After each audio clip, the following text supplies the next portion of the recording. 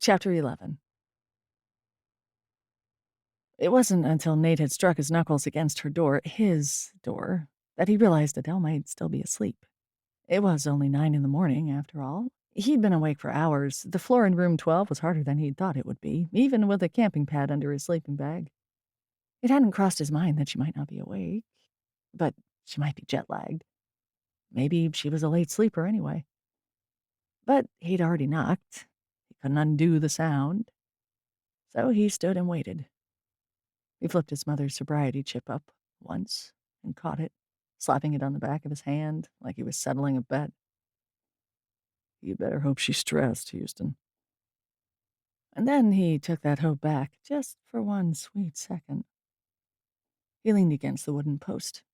He would give her 30 more seconds, then he'd assume she'd gone for a walk. Her rental car was still parked in front of the bar, but Darling Bay was so small, that didn't really mean anything. Just to be safe, he gave her a full minute. Then he let himself in, slowly. He didn't like the woman, but he had no desire to give her a heart attack in case she actually hadn't heard him. Hello? Nothing. The bed was empty, the sheets so chaotically arranged it looked like she spent the whole night spinning. With someone? Or alone? After all, she was from here, kind of. Hello? Adele? Crap. The door to the bathroom was closed, and he could hear the shower running. Fast. He'd just be quick as lightning, grab what he needed, and then get out again. Next to the bed. That's where he'd left it. What the hell are you doing in here? Nate came up with a shout. Whoa, library book. I'm sorry. But he wasn't. Really, he knew he should have been, but Adele was wrapped in one of the old skimpy hotel towels, wearing nothing else but a furious expression. Nate forgot how to swallow. You might be aware of this already, but this is not the library. No. He ducked to look under the bed, and there it was, his library book on artificial fishing lures. This is due today. Her eyes widened, her fist clutching the top of the towel tightly. That's the lamest excuse I've ever heard. No, really, it's due today, and this is new. There were 2 people on the waiting list for it, and Mrs. Purcell made me promise I'd return it on time. Are you 11? Do you need a dime for your overdue charge if you get it back late? Because there's some change right there next to the TV. Grab 10 cents on your way out. I'm sorry for scaring you. He was, truly. I thought you were out, or I absolutely would have waited. You were snooping. Nate hadn't even thought of doing that. Now he wished he had. That would have made sense. But no, like the biggest dork in the whole world, he had actually just wanted to grab his library book. He backed up. So sorry. Again. The TV? Huh? It doesn't work. Oh, yeah, I know. It hasn't, not since we cut off the cable. Uncle Hugh loved cable, though. Adele pushed her long hair off her shoulder. It was dry, and the shower was still running, so presumably she'd been about to drop the towel on the floor. Lord, give a man strength. He was the one who asked me to turn it off. Up here in the rooms, anyway. We have it going in the TV in the saloon for sports. Why did he do that? Nate didn't say anything. Couldn't she figure it out? Well, God, she was irritating. Gorgeous, but what a pain. He couldn't afford it. Why keep cable going to unoccupied rooms? Adele looked at the floor, her hand still gripping the towel tightly over her breasts. Yeah, okay. The towel was short enough that it parted high on her thigh, and Nate forgot how to breathe for a second. Do you want to see his grave? It wasn't what he'd planned on asking her when he saw her. He'd wanted to show her his business plan, impress her with his ideas for the property, then get her the hell out of Dodge. She took a quick breath in, an audible sip of air. Maybe if they were both having trouble breathing, there was a problem. Maybe he should install a carbon monoxide detector. He hadn't worried about it for himself, but better safe than sorry. And God knew the air was the only thing that hadn't gone bad around here. Yeah. In the split second it had taken her to lick her lips, he'd forgotten what he'd just asked her. Hugh's grave. That was it. She jerked a thumb over her shoulder. I'll just... Her eyes were the same blue as the wisteria that draped over the low hotel porch railings. The wisteria his mother had planted. How had he called Adele's eyes dirty blue? Yeah. Nate thumped the cover of the book with his palm. I'll wait for you downstairs, in the bar. I have to open at 11, but we'll have time. He almost tripped on his way down to the gravel path to the saloon. He walked the path a dozen times a day, and he couldn't even trust his own balance now? That woman was throwing him. The less time he spent with her, the better. Yet he'd just offered to show her Hugh's grave. Behind the bar, he poured himself a cup of coffee, made in Hugh's ancient coffee machine. He drank too fast, and it burned his tongue. Was his whole day going to be like this? Fine, whatever. The day could go to hell as long as he got the one thing done that he needed to today. He had to get her to agree to sell to him. He was ready to do anything to extract that from her. He could be sweet as the valley's clover honey. He could be charming as old Myra Tenbottom on a bender. He'd do what he had to do.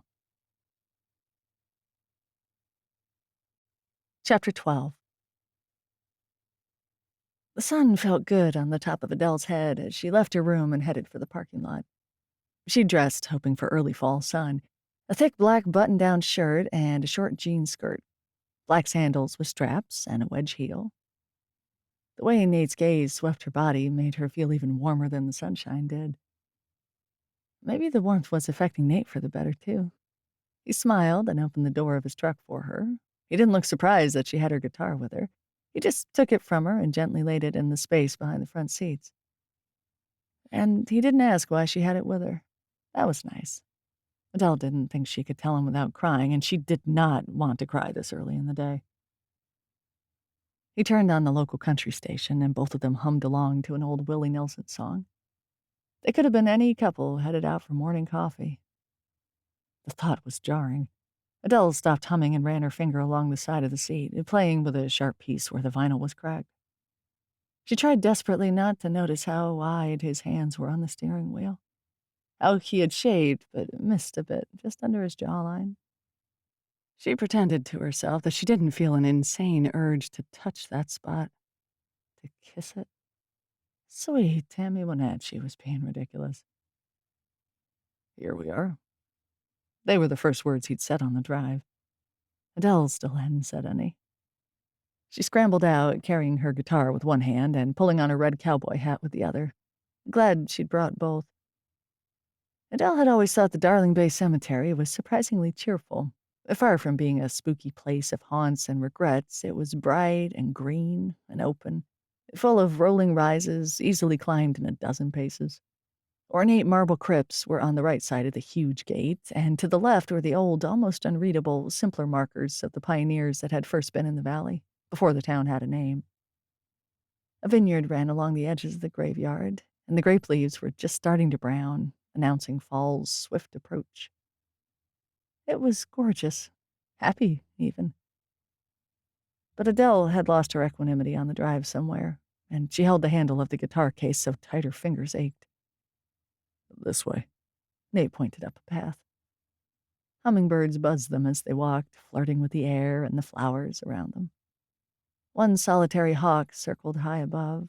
It cried once, a lonely sound that carried. Why was it crying? For a mate? From anger? From dizzy happiness or from sorrow? Nate followed her gaze. Saw one of those pick up a squirrel once. The tail whopped all over the place, even way up in the sky. Sounds like it might not have worked out well for the squirrel.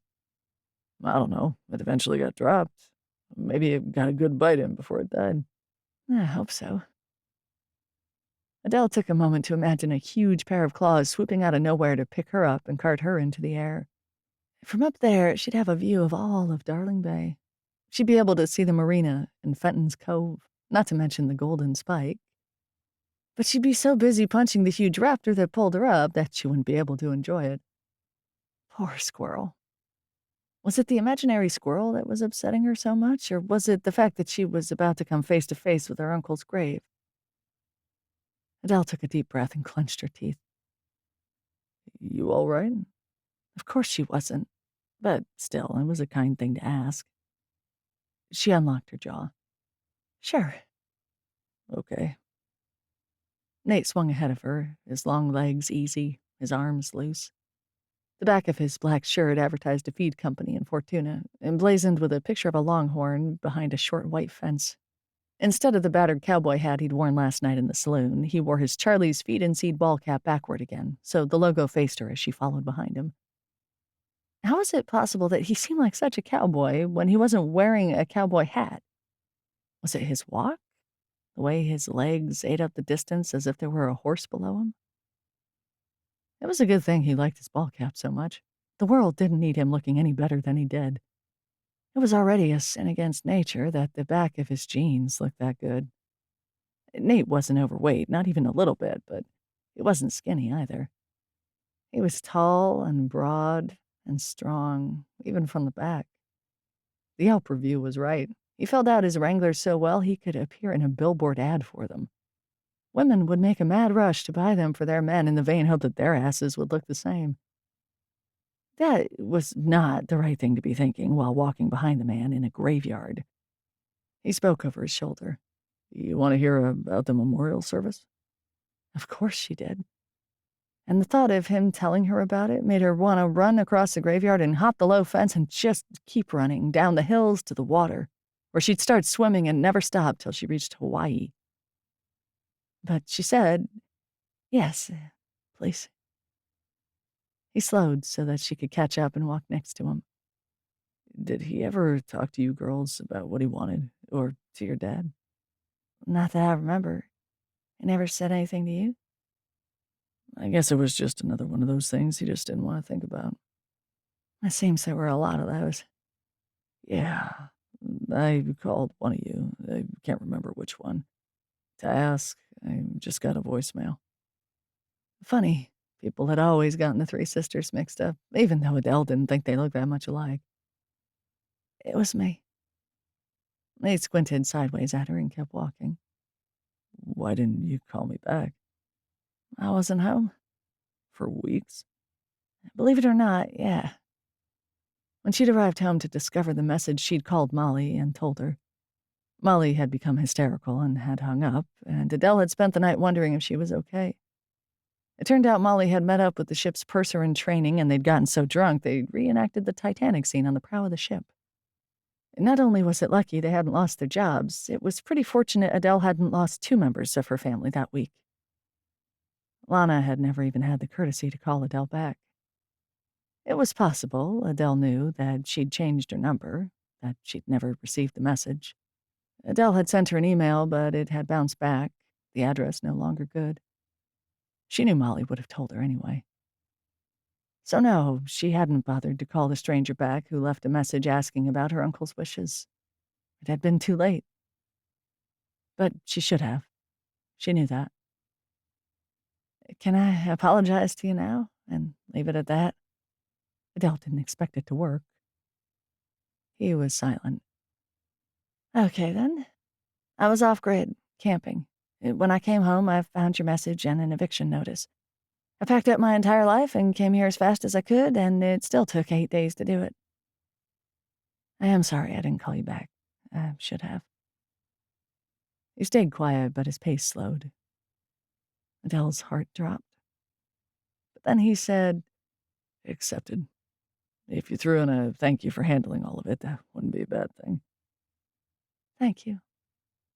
She stopped, and he did too. He shaded his eyes to look at her. "Really, Nate, thank you." "Yeah, well, I did the best I could." Something shimmered in the air between them. Adele felt her throat tighten. "All right, then." Nate moved again, leaving the path and going up a low green rise. Adele followed, careful not to step directly onto what looked like graves. "I'm pretty sure you did a better job than we would have." "What did you end up doing?" "We had a party." "Perfect." A crow that was almost as big as a buzzer winged over her head. She felt the rush of air off its wing, and she flapped her arm at it. "What kind of party?" "The big one." "In the saloon?" "Where else?" "Open bar?" Nate nodded and paused again, stopping under an oak tree. He looked at the crow that had perched on a huge limb above them. It cawed at them as if it were listing its complaints one by one. "So hoping it hurt." A last hurrah worthy of the man. Liquor flowed like the Radiant River, beer poured like the tide on a full moon. Ah, you're a poet. The surprise of it pleased her, warm as the sunlight on her arms. He moved his jaw as if trying to loosen it. Just a bartender. Pastor Jacobs did write a poem, though, and it was good. You should get a copy from him. The motorcycle gang from Radiant Valley roared by in missing man formation. I didn't know motorcycle gangs did that. Well, this gang is made up of 8 sheep ranchers who decided to buy Harleys and ride on Sunday afternoons. They're called the Mutton Choppers, so it's not like they're very sons of anarchy or anything. Adele smiled. What else? Nate swung his arms and, in a surprise move, leaped for a narrow branch a good 3 feet over his head. He grabbed and swayed for a moment. Adele tried not to stare at the narrow band of skin that showed above where his jeans hung around his hips.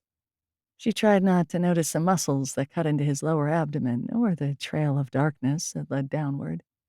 And she really tried not to think about the liquid heat that rose inside her at the sight. Ridiculous. He dropped back to the dirt, slapping his hands against each other. He gestured farther up the small hill. Almost there. Adele cleared her throat. Was there food? Was there? Hell yes. I hired Jones to bring the barbecue trailer out. Barbecue baby back ribs. Uncle Hugh's favorite food in the whole world. All you could eat, with potato salad and cilantro coleslaw and about 1,000,000 cupcakes for dessert. That's a party, all right. People must have loved it. They loved him. I bet he'd given something to everyone in town by the time he died, whether it was a good listening ear, or a hug, or a drink on the house. Sometimes, Nate broke off. Did you know his last bartender, Donna? Yeah, the one with the flaming red hair and the fake teeth, the drunk. Nate winced. You kept her alive. I always wondered why he hired an alcoholic. It doesn't seem like it would be good for business, you know? Business was second to him, I think. Taking care of people was first. Uncle Hugh had always been kind to her and her sisters, filling their arms as they left with presents he'd been collecting for them during their stay. Seashells and pieces of carved driftwood and Ziploc bags full of Jolly Ranchers and M&Ms. He'd hugged and kissed them, bragging about them in their hearing, making them feel special. Adele had never spent much time thinking about how he treated others. She should have, though. She added it to a laundry list of regrets that just seemed to be getting longer. I took him for granted. The look Nate gave her, of surprise and perhaps chagrin, shamed her. Yeah, he said simply. We all did. Okay, just up here. Was there music? There was. His voice was hoarse. What music? She shouldn't have asked. The answer might... No, it would. Break her heart. But she had to know. Chapter 13.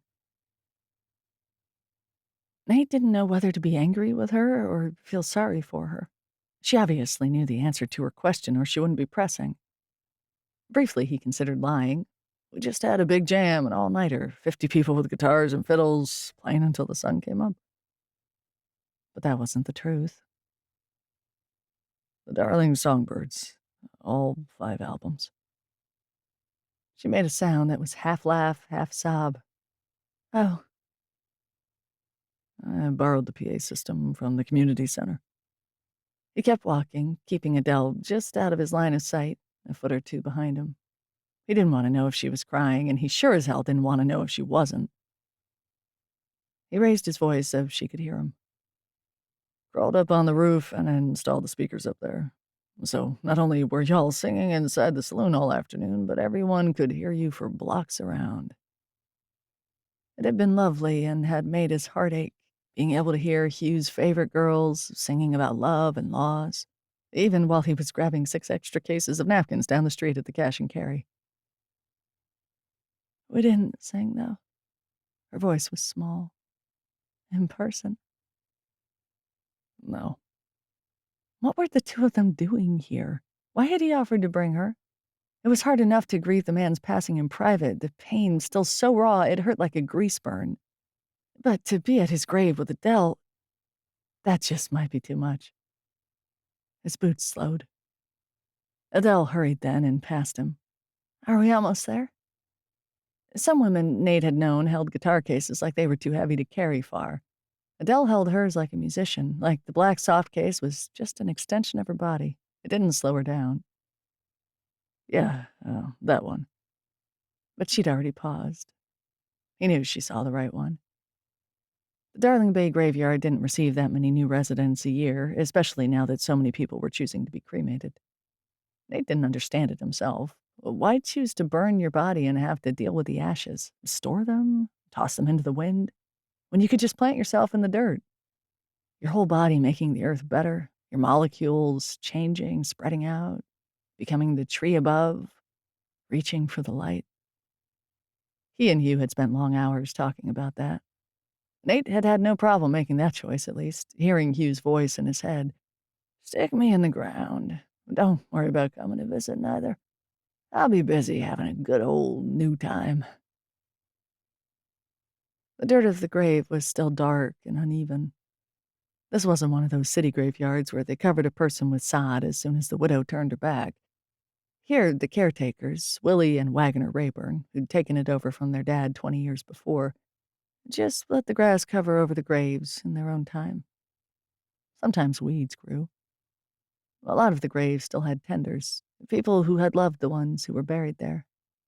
They came and pulled the weeds, and the nice thing was that they minded the other graves too.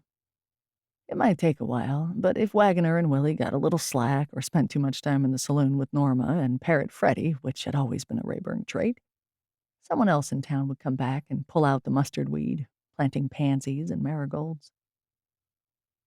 Oh, look at it. It would have been obvious to a stranger from out of town that the man buried here was beloved.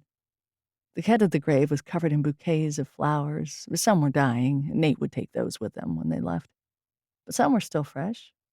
Mrs. Chumley, who grew the prettiest and most award-winning, she never let you forget, dahlias in town, had been here. Only true pillars of the community got one of her Crichton honey dahlias planted upon death. Only mayors and pastors and fire chiefs. Hugh's peach-colored prize winner was already in the ground and well-watered.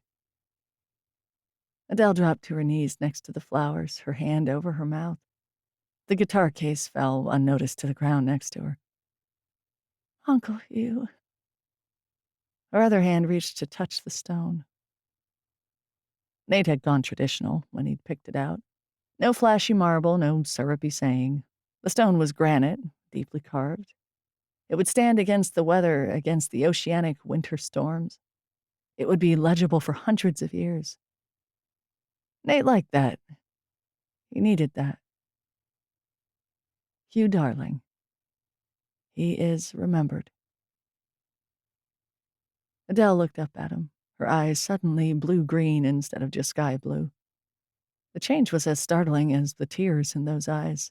Somehow, Nate hadn't imagined her crying, apparently because he was some kind of idiot. Of course she would cry. His heart twisted in the middle of his chest like an old, gnarled manzanita bush, and his limbs froze into place as if the wood ran through his veins. This is so nice, she finally said, her eyes ocean bright. This is just perfect, Nate. Thank you. Nate folded himself so that he kneeled next to her. He still couldn't speak. The breeze, which had dropped as they'd walked up the hill, started again, and Nate could hear the ocean's low roar even here, at least a mile away from the waves. Adele shifted into a cross-legged position and folded her hands in her lap as if she were praying, but her eyes were open, fixed on the headstone. Her gaze was far away, and even though one tear traced its slow way down the side of the cheek closest to him, she had a small smile on her face, as if the memory was a sweet, cherished one. After a few minutes, Nate wondered if he should leave her alone with her thoughts. He moved slightly, and in doing so broke her reverie. Her eyes were clear blue again. I can... No, stay. She touched his forearm lightly, and Nate caught his breath. He wanted to take her hand, to do something he wouldn't let himself do. He just said, Okay. "Do you—" I don't know if I should ask this. You can ask me anything. He ignored the part of his brain that pointed out they were words he normally didn't say to women. "Do you remember me?" Of course he did. She'd be surprised, maybe, to know how very well he knew the Darling Songbirds repertoire, especially that one, Hugh's favorite. Yeah. "Can you play it for me?" She reached forward and pulled her guitar case along the grass towards her. "It's a good guitar, maybe a little small for you, but I don't think, Her voice broke and she covered her mouth with her hand again. He waited. "I don't think I can sing and play it alone. I've never sung it alone before." Of course. There was no other answer. She was right, the guitar was small in his hands, but as he ran through the strings to check its tuning, its tone was as sweet as the songbirds' voices themselves. He strummed the simple chords, just G, C, and D, and Adele sang next to him. The birds overhead quieted, as if to listen. The wind dropped again, its soughing falling away. Adele sang, and each word rang out simply and clearly, each word a bell, each one sung for Hugh. Those last two verses, they'd always gotten to Nate, and he felt the tug at the back of his throat as she sang them. "When the day is closing down, when it's too dark to see, when you think I'm not listening, just remember me. When you doubt that I was here, when you think you've lost the key, raise your glass again, and just remember me." As Adele's last word rolled down the hill towards the bay, Nate played the final chord as softly as he could. Then she turned. She smiled at him, right at him. Her gaze was sweeter than the song had been, and in that moment, Nate was struck by something terrible. This woman, the one who currently held 1/3 interest in the property he wanted to buy, was going to be nothing but trouble. Honeyed, gloriously tuneful trouble.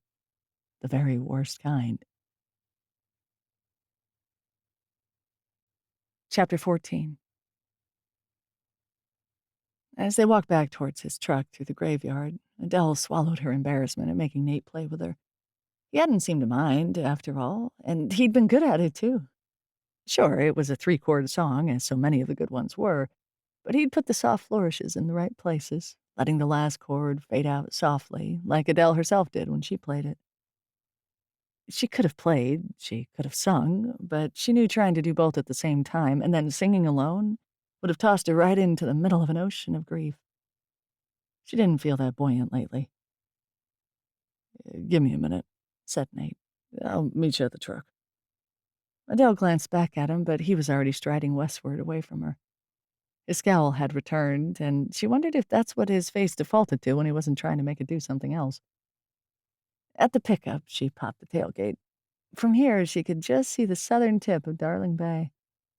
The roof of the police station gleamed red, and through the sunlight, sparkling silver on the water, she could make out the newer pier. A sliver of the bay shined up at her. It winked, as if it knew his secret. Nate had been so kind to her. And obviously, now he was visiting someone else in the graveyard. She wouldn't ask who it was, though she wanted to know. He'd let her have her grief without prying. He'd done the one thing she'd asked him to, playing along on her guitar. She watched a curl of smoke rise from the valley, where the grass and the hills was autumn brown. Home, sang her heart. When Nate got back to the truck, his face was still stiff. He started the engine with a roar. Have you eaten? He didn't look at her. I'm fine. As if to make a liar of her, Adele's stomach rumbled, so loud it was audible over the motor. Yeah, I can hear that. A few minutes later, he took the turn onto Lincoln smoothly, then onto First. He pulled into the parking lot of Darling Dogs. For a moment, Adele considered continuing to insist that she didn't need to eat, but damn, a hot dog from the best place in town sounded just about right. Great, I'll buy. No need. In payment for the service. The last word came out too heavily, as if she was talking about the funeral. Your guitar services, I mean. She shoved the sigh back into her chest and jumped out of the truck. Chili cheese dogs and cokes in hand, they walked over to one of the small white plastic tables that edged the lot. They sat next to each other, facing the water. Adele was glad she could keep her gaze in front, on her food, on the boats.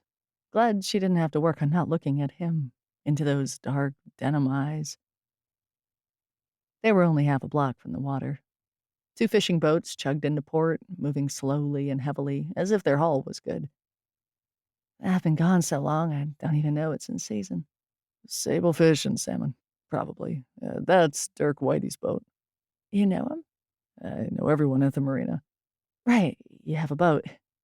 He'd said he was sleeping on board so she could sleep in his bed. Which one is yours? He squinted. Can't see it from here. Just a little fishing boat. You fish? It was as if she could almost see the tension leave his shoulders. His face relaxed. Every chance I get. Adele took a huge bite and closed her eyes to better enjoy it. Exactly the right bean-to-meat ratio. Nate did the same. After the red boat had docked and 2 men had jumped onto the pier, Adele's mouth was empty enough to speak. My dad used to take us fishing when we were here. Never on a boat, though. He wasn't a fan, always got seasick. We would stand on the pier, and 9 times out of 10, when I would pull up, it'd be something like a string of seaweed or plastic bags. I was pretty good at getting my line caught on someone else's, too. The serious fishermen out there didn't like that much at all, but we had fun. Do you get seasick on boats?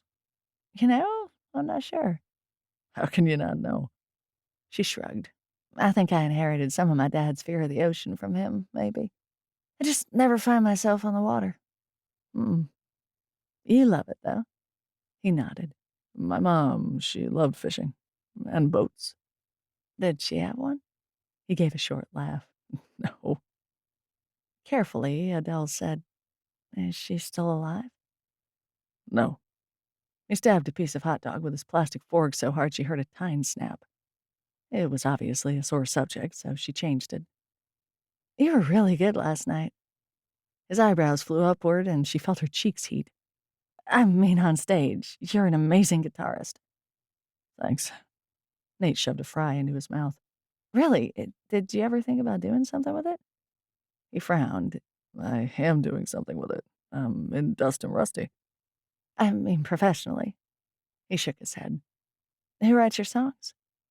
I write most of them. Mac has too. They're good. She didn't say it lightly. They were so good she could fix them up and sell them for serious cash if he wanted her help. Adele reached in front of him to snake a fry out of the basket. They were salty and hot and greasy and just right. You ever think about selling them? The songs? He sounded so shocked she laughed. Yeah. They're just country songs. Every country radio station in the nation subscribes to a service that guarantees them 2 new mega hits a week. That means there are a lot of songs that need to be written. He palmed the top of his head, jerking back his ball cap an inch. Those mega hits are crap. Most of them, yes. You could give them something good. He took a long sip of his drink and then rattled the ice in the paper cup. But I don't want to. Fair enough. Did you and Hugh ever talk about bringing bigger bands in? No. He was a man of few words, wasn't he? Adele felt something spike in the back of her neck. Irritation, maybe, or frustration. Why not? Why bother? Because it would bring him more money. That wasn't the end goal for Hugh. The spike was definitely frustration. It went higher into her forehead. But he let everything go. When did the cafe close, exactly? Nate stared at the bobbing boat as if the answer could be found on board. 5 years. 6. Why did he let it close? It just wasn't. She jumped on his pause. Wasn't making money, is that it? It's not that easy, Adele. Was that the first time he'd said her name out loud? She liked how it sounded on his tongue. Tell me how it isn't. It wasn't just the money. It was a hell of a lot of work. Even with me working full-time for him, it wasn't enough. I tried to take over the payroll, but Hugh insisted on being in charge of personnel. Staffing alone was a nightmare. The cafe meant 4 cooks, 3 waitresses, 1 prep cook, and 2 busboys. The hotel meant an almost full-time receptionist because in a beach town, someone's always calling. It meant a full-time maid and a part-time one on the weekends. When he let those things go, it was just him and me and the saloon. And that was just right for a long time. He popped another fry into his mouth. It seemed like his version of punctuation. Bringing in fun bands, popular local ones, bands that are going somewhere but are still low in their trajectory, that could really do something for the saloon. I'm sure you're right. It would do something. Adele didn't understand why his words sounded so loaded. What about trying it out? Look, He leaned forward, and the lightweight table skidded away from them more than an inch, kicking gravel as it went. He yanked it back, grabbing her drink as it wobbled, setting it carefully in front of her. I'm just not sure what you're after here. I'm just tossing out ideas, that's all. He made a growling noise in the back of his throat, and the 2 small children who were running past their table gave him a sideways look, as if he were something dangerous. Ideas for what? For who? Maybe he was dangerous. That would explain the electricity that seemed to be crackling off his skin. For the saloon. Nate set his hot dog on the table, slowly, deliberately. For whose saloon? Ah, that was it. Okay. Hank told me you want to buy the place. He what? Nate's voice stayed quiet, but the intensity of it made it feel like a roar. It's not like it's some big secret. It would have come up when my sisters and I sell, right? Yep. So much intensity packed into such a small word. Adele took a sip of her drink and wished she'd gotten a milkshake instead. It would be good to fight a straw. What if I can help? You know, what if I can help you fix things while I'm here? A vein jumped in Nate's forehead. What are you talking about? I'm sorry I'm not being clear. How could she be clear? She felt nothing but confusion. We let Hugh down so many times. What if we had the chance to right that wrong? He's dead. You can't fix dead. Yeah, well, she knew that too well. How many times had she forced her mother to get a second, then a third, then a 7th opinion? The multiple myeloma that had killed her hadn't been fixable. If it had been, Adele would have done it at any cost. Nate stared at the water. Are you selling or what? We're selling. Of course we're selling. I just want to be sure we don't make a mistake. What, like you'd take it all over? Nashville has the Bluebird, and here we'd have the Darling Songbird Cafe? She spoke through gritted teeth. No, it's the Golden Spike. Always has been. She didn't mention she didn't have a home to go back to. We have no interest in the property. He didn't appear to have heard her. What? Make it into a coastal Dollywood? Is that a Darlingwood? Would that actually be the worst thing that ever happened?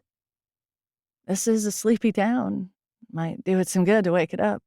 Maybe we like it sleepy. Maybe. She wiped her fingers with a napkin. She wondered if she had chili on her face, and then decided she could live with it if she had to. Adele. Nate put on one of the fakest-looking smiles she'd ever seen. The corners of his mouth barely lifted, and his eyes stayed dark. I am glad you've come to town. I know it's hard to have this kind of upset in your life. It must be tough. Why are you acting weird all of a sudden? His eyes widened. I'm not acting weird. I'm just saying that I appreciate you're in a rough spot. The bizarro smile got bigger. And I'm happy to help you out in whatever way I can. Is this you trying to charm me or something? Nate groaned and slumped into his chair. Aha, it is. Let me tell you something, bucko. You suck at it. I don't know why I even tried. A tight spot in Adele's back loosened. I know the place is important to you.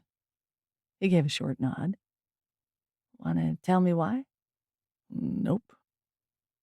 The same 2 children ran back the other way, both of them carrying red cartons of fries, their mother chasing behind them. Wanna do it anyway? Nate looked up into the sky with such a look of concern that Adele followed his gaze in case something was falling towards them. Nothing was. I followed a woman here. Ah. She needed rescuing. He stuck his fork into the hot dog detritus and laid his palms flat on the white table. I didn't get to do it. And then she died. Oh, sweet Patsy Cline, I'm sorry. The rescuer. Adele wondered if he'd always had to play that role or if it was something that had started as an adult. It's fine. It obviously wasn't, but Adele got that. And you stayed. Fell in love with the place. Darling Bay does that to you. I worked at the marina during odd jobs until Hugh gave me the bartending job. Why did he do that? What? She knew it was rude. She knew she shouldn't ask. It was wrong and impolite and disrespectful. But the question burned inside her. Uncle Hugh had been a rescuer of people, too. There had been old Steve-O, the ancient hobo who rode the rails when he was sober enough to grab a freight car's handle. Uncle Hugh gave him money, even though he was well aware old Steve-O just spent it on tequila in whatever dusty town he landed after getting thrown out of his boxcar. Then there was the tiny, thin young man. What had his name been? Rodney, that was it. He had been a raging alcoholic since the time he was 13. Uncle Hugh gave him a broom to push half-heartedly around the property and the spare key to the laundry room. Rodney had slept on the floor on his good nights. On his bad nights, he fought people and landed in jail for a few days. He died after stealing Hugh's old Pontiac and driving it off Pierman's Bridge. And there was Donna, the drunk bartender. She'd been a sweetheart. She had a huge laugh and an enormous passion for high school football. She wasn't even a local, but could talk Darling Bay High School stats with the best of the old men. Adele remembered Uncle Hugh and her laughing, just the two of them in the bar. She just didn't remember many of her sober nights, not when Adele had been in town anyway. Her uncle had loved the drinkers, the addicts. He had a track record of exactly 0 when it came to saving them, but he never stopped collecting them, just like he collected the buoys and cans and magazines in his apartment. So Adele asked the question, even though she knew she shouldn't. Are you an alcoholic? Chapter 15. Well, that was a first. Nate had felt the question in people's eyes, sure. He'd seen it in their stares. One girlfriend thought he drank too much on a night when he'd had 3 beers. She'd broken up with him because of it. He just figured he'd been better off. Someone who worried that much might have driven him to drink just to prove a point. Wow. I'm sorry, but I want to know. No one's ever asked me that before, he said. No? No. Is that your answer? He barked a laugh. I don't think you got the memo. Which is? He needed to stop noticing how her eyes reflected the sun and actually sparkled like sunlight on waves. That it's not polite to ask. She squinched up her face in a comical scowl. Forget about polite sometimes. And now people seem to think it's important. Overrated, really. She nodded. You haven't answered. I'm not an alcoholic, he said. God, it was refreshing to be asked, instead of just having everything he did be watched, measured against his bloodline. Once, he'd been trying to fix a broken lathe in the arbor, holding a power drill over his head. The drill had slipped, falling on his eye and cheekbone. He'd needed 2 stitches just below his temple. For 3 weeks, as the bruising healed, townsfolk had avoided looking right at him. They used to look at his mom that way, that exact same way. Do alcoholics lie? He laughed again. Sitting next to Adele in the crisp ocean air felt like drinking ice water after working outside all day. It's their specialty, I happen to know. But I'm not lying. I think I'd know if I were drunk by now. How old are you? 35. And people know by then? Dog with a bone, huh? She nodded, keeping her eyes on his. I get that way sometimes. I see that. Yeah, I think I'd know. He paused and then told her the truth, surprising himself. I worry about it, though. In my head, I see it like a switch, on or off. Mine's off. I don't know what it would take to flip it on, though, so I'm careful. How? Damn, lady. Sorry. But her smile didn't look sorry at all. But how are you careful? I'm honestly just curious. You don't have to answer. Astonishingly, he wanted to. He had a method, and he'd always known he'd worry if his method got hard to maintain, which so far it had never done. Without touching it, he could feel the 2-month chip burn in his front pocket. I try not to drink when I'm upset. I never drink alone, although that would be easy to do since I work in a damn bar. But I never have more than 2 drinks, and I never drink more than once a week. That's the way people drank at church in Nashville. I'm not sure that even counts as drinking at all. He shrugged. I sleep better at night knowing I'm not flipping that switch. Probably makes you a good bartender. I've heard drunk bartenders pour heavier and get more tips. He hadn't just heard it, he'd seen it in action. The drunker his mother had gotten behind the bar, the more singles drinkers had slid her way. Tiny green apologies. What about you? He'd never asked it of another person in his life, not even his mother. You didn't ask the obvious, after all. Are you an alcoholic? The answer was suddenly deeply important.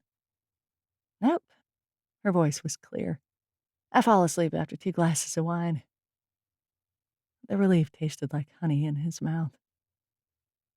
Adele drew her knees up and wrapped her arms around him. Side by side, they watched Dirk moving on the dock. The silence was more comfortable than it should have been. They could have sat there all day, watching the boats wallow in, heavy with their loads. 3 kids biked past, obviously thrilled it was the weekend, and then 2 older men he recognized from the city council meetings walked slowly by. They nodded at Nate and Adele. Nate nodded back. Adele did, too. So, Adele said after they'd passed, you take care of drunk people. That's what you do. Good God, woman. Are you a shrink now? Did you forget to mention that to me? She shrugged. Songwriter. You must know how it is. Songwriters, bartenders, therapists. Aren't they all the same thing? You don't have to answer me. I know I'm pushing too much. And he wouldn't. It wasn't like it had really been a question. Besides, what was the harm in it? Was anyone actually going to fault him for making sure Norma had gotten home safe after closing the saloon at night? There was that one time when she left her front door open and a pot of water on the stove. If he hadn't checked because of the open door, her whole house could have burned down. And Parrot Freddy would forget to eat if someone didn't remind him to do it. Instead of answering, he stood up. You ready? He bagged her empty paper tray with his and shoved them in the trash can next to the stand before walking towards his truck. Hey, she said from behind him. Her voice was tentative. Nate opened her door for her. You don't have to apologize.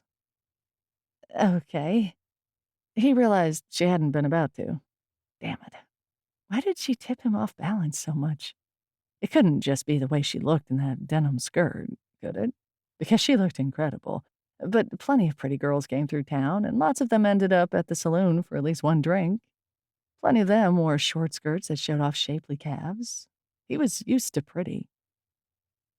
She jumped in the truck, swinging herself up easily. Her rear end in that skirt swung right into the seat like she'd ridden shotgun with him 1,000,000 times. Those long legs that ended at those strappy sandals distracted him so much he almost forgot which way to turn the key. Yeah, she was way past pretty. I interrupted you back there, Nate said as he turned on the main. Oh, I was just going to ask you something about the saloon. Now she sounded hesitant for the first time. Go ahead. Do you ever host open mic nights? Nope. Nate couldn't think of anything worse. A bunch of locals with ukuleles and misplaced ambition didn't sound like his idea of a good time. They can be fun. I'm sure they can, if you like live karaoke that sucks, and songs that no one knows. Come on, lots of people get their starts at open mics. That's like saying lots of people become pro baseball players after playing third base in Little League. It doesn't happen. Okay, even if no one is discovered, it can really pack people in. The people who want to play come in, they bring their families and friends. And those people bring their camcorders and get in the way while I'm just trying to sling drinks. Nate lifted one finger off the wheel as Skip Lemon passed them in the opposite direction in his perpetually clanging ice cream truck. Camcorders? Really? Her voice was amused. So what you're saying is that you haven't had an open mic in the era of smartphones. He could give her that. I'll admit it's been a while. Technology might change, but people don't. Can I organize one? Nate gripped the wheel tighter. At my bar? Damn it. It was a knee-jerk answer. It was technically her bar. It belonged to the Darling girls. It was no more his saloon because he worked there than the road was his because he paid taxes. Shit. Yeah, at your bar. It was nice of her, and he hated it. Do whatever you want. It's yours, after all. I'm only thinking out loud. No, He said, turning too fast into the small sloped parking lot of the Golden Spike, his back wheels fishtailed. It was childish, but he liked the sound of it. A short, angry curse, one he couldn't say out loud. that's fine. Nate, Do what you want. Let me know how I can help. he put the truck in park and got out. She was out and around the truck, back in his face in seconds. I'm not trying to take over, I swear. I just want to help. You need more customers. I'm here for at least a couple or 3 weeks while we work all this out. I want to help fix what I can while I'm here. And that was the quandary exactly. The Spike was full of things that needed fixing, expensive things, problems he was dying to work on. By himself. He strode through the back courtyard, making for the rear door of the saloon. Sanctuary. Don't need your help. And Nate, wait. He turned, giving her one last second. The sunlight brought out the honey color in her hair, making the top of it so light it was almost pewter. Her face was concerned, like she wanted to fix him, too. Her fingers laced together in front of her stomach. Can I try? Nate couldn't tell her what to do with her property. That was the thing. He felt a bolo tie of anger constrict around his throat. Go ahead. You don't need my permission. But then, like the ass he was, he shut the door on whatever she was starting to say. She could say it to the courtyard grapevines, maybe sweeten them up a bit. He'd made them sour enough. Chapter 16. Adele figured that a couple of nights would give the town time to talk about an upcoming open mic night, and Wednesdays were traditionally a good night for them. Far enough from the weekend for people to get cabin fever, to want to get out. It had been that way in Nashville, and it would be the same here. She was sure of it. While she waited for the bank's manager to get back in town to talk to her about the property, and while she avoided Nate, just the thought of him made her nervous, Adele hung open mic at the Golden Spike flyers. While doing so, she learned more about how the town had changed than she would have in a month of going to church. She found out that Lily Dario had moved out of the taco truck, though she still used it on weekends at the beach, and had a real restaurant now, which was booming, lines out the door at night. I can't believe you're back. How long will you stay? Can you come have a drink here tonight? Can you give me a few extra flyers to hand out? Oh, what if I can't get out of the restaurant in time to make it? Will you be playing too? Are your sisters coming home? What time is it on? The questions tumbled out of Lily so fast, Adele didn't have time to do more than answer the last one, pointing at the place on the flyer. 7, Wednesday night. I'd love to see you there if you can make it. She and Lily used to camp overnight at the beach when they could get away from their little sisters. Lily's hug smelled like cornflower and friendship. She found out that John Skinner, the man who ran the pound, was as enthusiastic an accordionist as he was a dog rescuer. He put up 2 of the flyers and swore he would pass out more, then played her a reel while a pit bull puppy howled along adorably. She found out that Skip's ice cream parlor had burned down. That one came as a shock. She couldn't count how many cones of bubblegum ice cream she'd consumed over the years. Molly was peppermint. Lana was caramel vanilla. Almost every summer night, their parents had bought them each a scoop, and then they'd walk to the end of the pier and back. Okay, she and Molly had run to the end, racing every night to get the best place to stand. The tallest bench was the perfect place to lean over the edge and pretend you were flying. High school kids dove off it at night. It was rumored that a kid had once died doing it, hitting his head when a wave knocked him against a piling, but that was never confirmed, and no one seemed to know what kid it had been or what family he had come from, so it was most likely an urban legend like so many other Darling Bay stories. Lana had always walked behind them, with their parents, and after their mother had died, she'd walked with their father. It was because she was the baby, Adele and Molly thought. She'd been the last one to let go of holding their hands. Solitary Lana had been the one left behind in other things, too. Seeing the boarded wreckage of the building made Adele's head hurt. an echo of pain that felt like the time she'd gotten 3 fillings at once at the dentist. When the Novocaine had worn off, only the ache had been left. She touched the windowsill. Other fingerprints had pressed at the burnt edge, and part of the wood crumbled under her touch. Was the whole town falling apart, deteriorating to fire or mold or simple old age? Would she leave and come back to find nothing? A brigadoon that they'd dreamed up once upon a time. From behind her, a woman said, "One more block down, on the right." Adele turned. It was Dixie, the curly-top bartender from the Golden Spike. "Sorry? Skip just moved instead of rebuilding. Insurance, you know. He has a bigger place now." A sense of relief mixed with disappointment swept through her. Ice cream could still be had. That was important in a town like this, obviously. What was a beach town without locally made ice cream? But she was surprisingly sad that her childhood memory would never be relived. Even if she could actually get Molly and Lana here, something too impossible to let herself imagine, they would never stand in the same line they'd waited in as kids.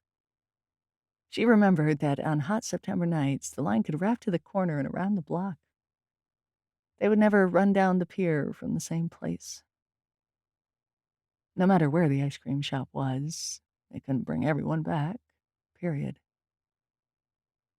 Adele tried to shake off the memories that had landed on her as heavily as a winter storm. "I'm glad to hear it." Dixie dipped her head in the same direction. "Wanna? What, get ice cream? What time is it?" Dixie looked over her shoulder at the clock tower that stood above City Hall. 11:30, but is there ever a bad time for ice cream? Is there a 5 o'clock rule in place that I don't know about? She raised her hands. "No, wait, if there is, I don't want to know about it. I want a butterscotch milkshake. Coming?" Suddenly, nothing sounded better. Oh, yeah. The new Skips was bigger, brighter, better in possibly all ways. The old shop had just held a couple of tables pressed against the window. This one had at least 15, including one long one that could probably seat 10. Red fans turned lazily overhead, and all the accents were striped red and white, giving the impression that the whole place was made of peppermint. Molly would like this. Adele took out her phone while Dixie was ordering and took a quick photo. She sent it to Molly with the caption, "Come try the new Skips." "And whatever she's having," said Dixie. "Oh, no, I'll buy my own. Don't worry about it." "I insist. Welcome back." Adele shouldn't let her pay. She knew that. Dixie couldn't be making much money at the saloon, working part-time. But she was momentarily confused, blinded by the welcome back that she should protest. "I'm not staying. This is just temporary." But if Dixie had asked her where she was going next, she wouldn't have had an answer. So she just said, "Bubblegum, thanks." They sat at a table outside. Dixie stretched her legs out in front of her, sighing with what sounded like happiness. She sucked on her shake and then looked at Adele. "Well?" "What?" Adele started. "Are you always this jumpy?" No, not quite true. Adele had been born the jumpy one, the worried one. But she was also the one who got things done, who fixed all the things, so she just always felt justified in being a little jumpy. "Yes. Yeah, I thought so. What have you got there?" Adele had set the folders of flyers on the table. Fresh excitement flew through her. "Open mic night at the Spike? What do you think?" Dixie laughed delightedly as she studied one. "Oh, my God. Why?" Wasn't it obvious? To bring in more people.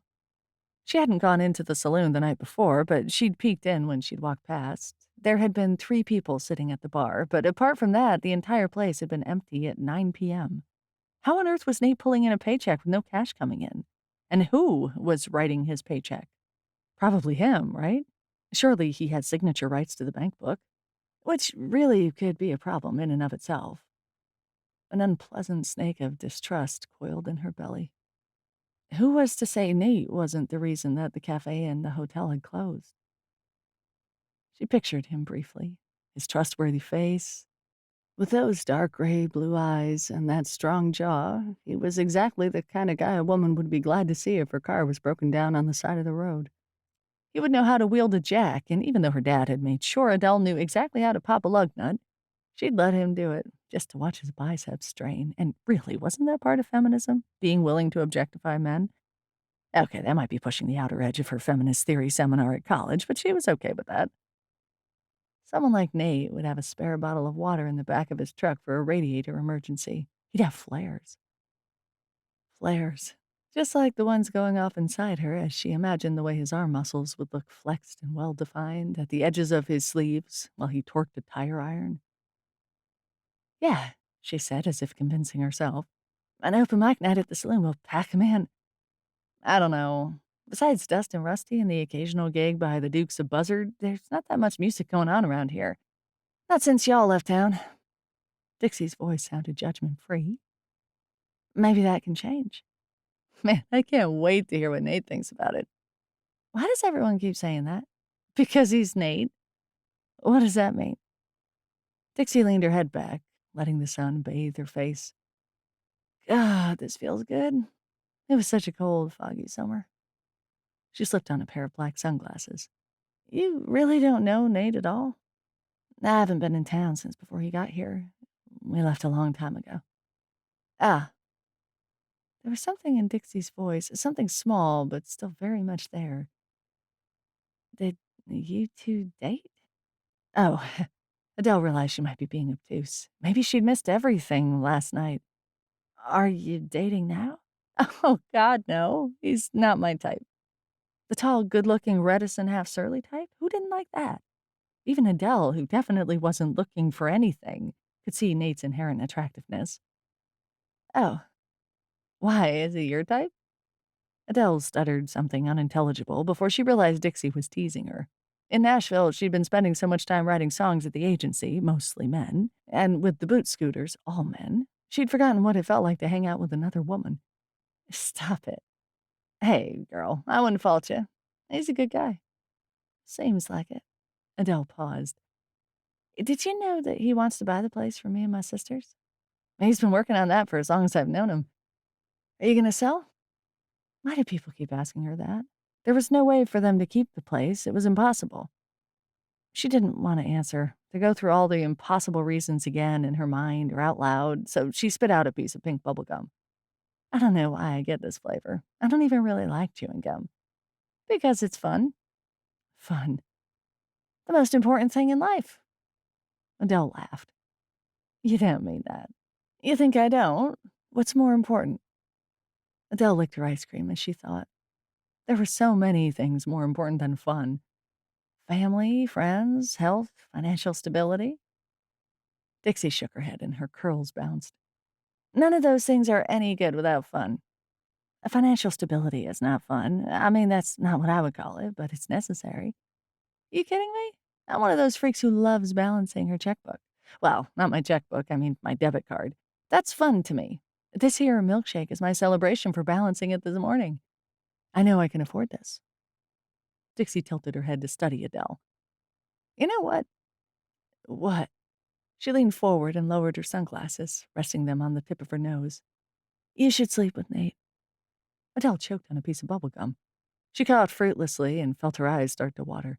Are you okay? She waved her hands in a universal no problem sign. She just had to cough, that was all. She tried contracting her stomach as hard as she could and felt a little relief. Do you need the Heimlich? Dixie half stood, her arms spread, as if Adele were about to trip instead of dying from lack of oxygen. Adele shook her head hard. It was not that bad, was it? Briefly, Adele imagined her sisters at the funeral. How did your sister die? Bubblegum. What flavor? Blue, Molly would say, choking back tears. When they pulled it out, it was blue. It would be right up there with expiring on the toilet for embarrassing. Luckily, she'd be dead, so she wouldn't care. Then, just as black spots began to flicker at the edge of her vision, she coughed, and the gum flew out of her mouth. Funnily enough, it was blue. She had no idea what flavor it was supposed to be, but it sure wasn't blueberry. She coughed and choked some more while Dixie patted her ineffectively on the back. Are you okay? Is it all out? God, Adele choke whispered. I hope so. Was all that just because I told you to hook up with my boss? Oh, crap. Dixie clapped a hand over her mouth. You're my boss now. I just told my boss to sleep with my other boss? That's messed up. Adele could only cough more. She sipped her water and sputtered. Am I fired? Adele shook her head. Good, because I'm standing by my assertion. As long as you don't fire me, you two should, totally get busy. Finally able to string together more than one syllable at a time, Adele said, Not gonna happen. And suddenly she had a visceral, stomach-flopping image of what Nate's mouth might look like, wet. Very wet. Holy crap. Dixie sucked at her straw. Let me guess, you're the angel on your sister's shoulders? Adele coughed again. I can't keep up with you. Try. Are you their conscience? Because from what I've read about you and from your songs, I think that might be it. Are you a psychiatrist in your other life? Dixie winked. I have a couple of secrets in my past. Yeah, that's me. Adele rubbed at her throat with her hand and gave her melting cup of ice cream a suspicious glance. Awesome. That means you're good enough at angel shit that you don't need one of those. Angel shit? Dixie waved her red nails in the air as if she were casting a spell. All glitter all the time? But trust me, it gets old. All that glitter on your shoulders piling up like spiky dandruff. I'm gonna be the devil. Pardon? The devil on your shoulder. Or is one of your sisters already that for you? Molly was too sweet to be a devil. Lana would make a good one, but she hadn't been within a mile of Adele's shoulder in 11 years. Adele shook her head. Oh, goody. Dixie reached forward and pushed Adele's hair back. Through Adele's t-shirt, she tugged the top of her bra strap up. I claim this spot, then. Too late. Dixie let the strap slide back into place and then laughed. Chapter 17. While Nate had been pretty sure the open mic night was up there with mayonnaise and peanut butter in terms of terrible ideas, he still felt bad for Adele. She was learning it the hard way. No one wanted to go to an open mic except the people who wanted to show off. It was a fine thing to be held at the grade school, maybe. Some kind of fundraiser for a field trip, maybe. Send the kids of Darling Bay to the Monterey Bay Aquarium. Dads could sing old Hank Williams songs, and kids could make little bands and sing pop songs with censored swear words. In the Golden Spike? Not so much. Adele was bringing in looky-loos, that much was true. Half the Darling Bay Methodist Church Senior Center was here, all 12 of them sitting carefully in the old wooden chairs he'd had to drag out of the storage unit behind the parking lot. 6 women were knitting, and 2 of the men were reading the paper in the dim light, holding the pages an inch from their eyes. Roman Elmwood, the local Boy Scout leader, was there, doing a crossword while he waited.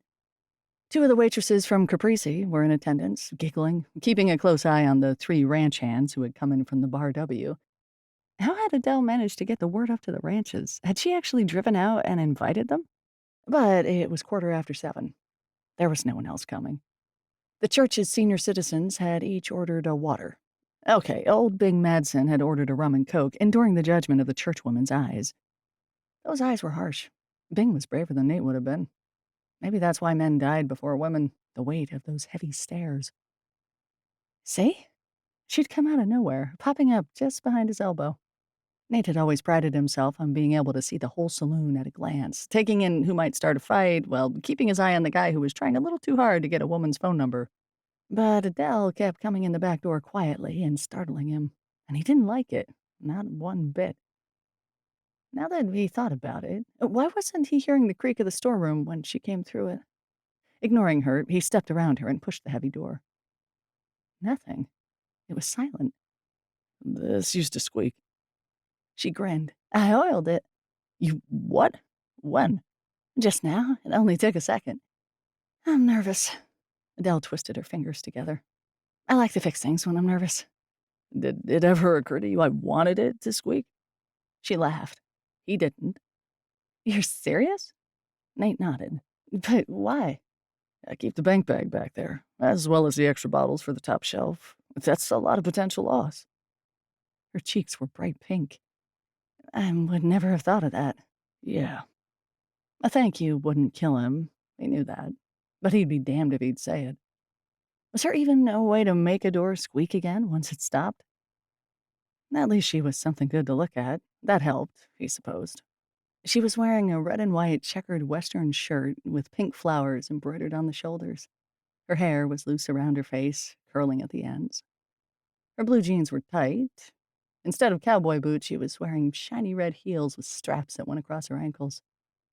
"I'm sorry," she said miserably. Whatever, I'll deal with it. She rallied. He could see her doing it. "But see?" See what? She turned and gestured. "All these people." There aren't many, and they're not buying.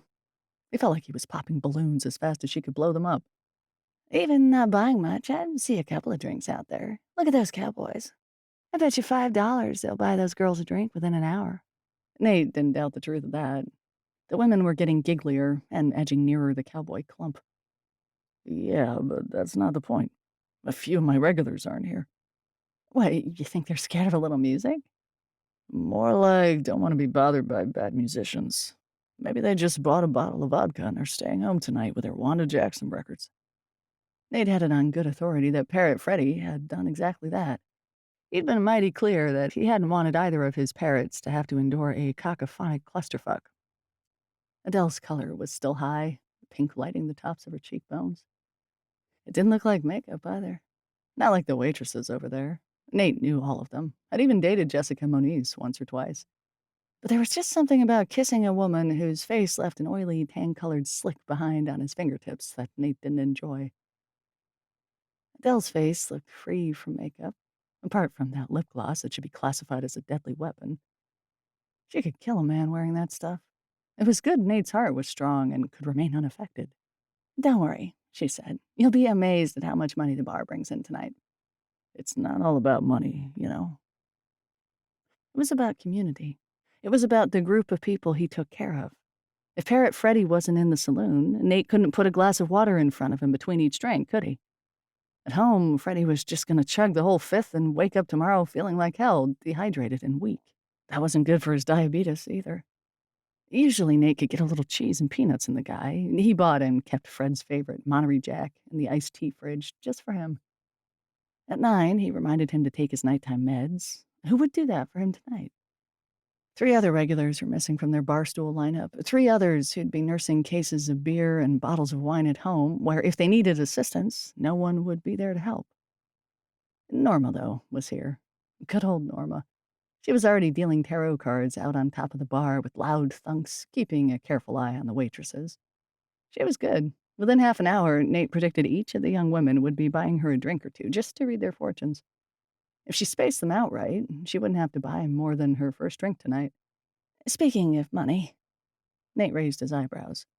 "I'll need to get the bank ledger from you soon. Maybe tomorrow?" Adele's voice was light, but she kept her eyes on her red shoes. Uh, that's... She cleared her throat. "That's not a problem, is it? And does he still keep it in his office desk? I always loved those old folio-style books." Had she even noticed she'd used the present tense? He did, yeah. "Is the office unlocked?" It felt like she was trying to steal money out of his wallet, even though she had every right to ask. No. "Where do you keep the key?" He reached into his pocket slowly and pulled out a key ring. On my person. Of course. For safety. Even more slowly, he twisted off the key and handed it to her. But, you're the one who needs the key now, huh? "No, you're still... I mean..." He raised a palm. It's fine. I have another one. I suppose you'll have to turn over the ledger for the bank appraisal. She would. "Do you know his banking system? QuickBooks? Excel?" A barked laugh was the only answer he could give. Hugh didn't trust computers, never had, and had kept everything in that one big book. "Still?" Adele shook her head. God, he was stubborn. "So what, he's still doing it all by hand?" I tried to make him a customer database for the hotel once, just a simple computer form, and I swear he almost fired me over it. He kept talking about selling, so I told him it would be a good idea to pull everything into one place. Easier for everyone involved. But he wouldn't do it. Nate popped open the tills tray and checked to make sure he'd put enough singles in it, even though he knew he had. I tried, but he said he liked walking to the bank every day. Walk to the bank? He was never robbed? This is Darling Bay, not Venice Beach. Besides, you've seen the place. No hotel money, no cafe money, just a take from the saloon. He would have lost a couple $100 most days. Even our busiest nights don't bring in more than $700, $800. Not a big enough deal to make him go digital. So, Nate folded his arms across his chest. getting ready to put it up for sale? Adele raised her chin. Yes. You'll be pleasantly surprised, I think, to find that I haven't been a complete fuck-up with Hugh's accounts. She folded in her lips before she spoke. I wouldn't have thought you had been. Yeah, that was not what her face said. Adele's eyes were saying that she thought maybe he had no clue what to do with a dollar bill.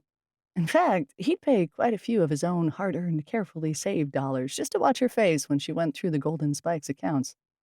Closing the cafe and the hotel had been Hugh's decisions, based on mistakes Hugh had made. There had actually been a time, about 2 years ago, when Nate had floated Hugh for a month or two while he sold some property he had in Nevada in order to make ends meet. Hugh had paid him back almost immediately, red-faced about it. Hugh had hated it.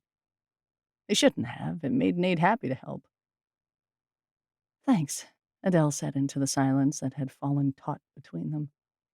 Want a drink? No, thanks. You and everyone else around here. Really? Adele looked concerned for a moment. Yeah, and then I'll have a whiskey and soda. It wasn't a girly drink. He approved. Not that he would tell her that. He poured and passed. Here you go. Idiotically, she tried to slide a 10 across the bar top. Thanks. He pushed it back firmly. It's your whiskey. I don't want to. It's literally your whiskey. Let me pay. Nate shrugged. Fine. He gave her the change and then leaned against the old till, watching her carefully.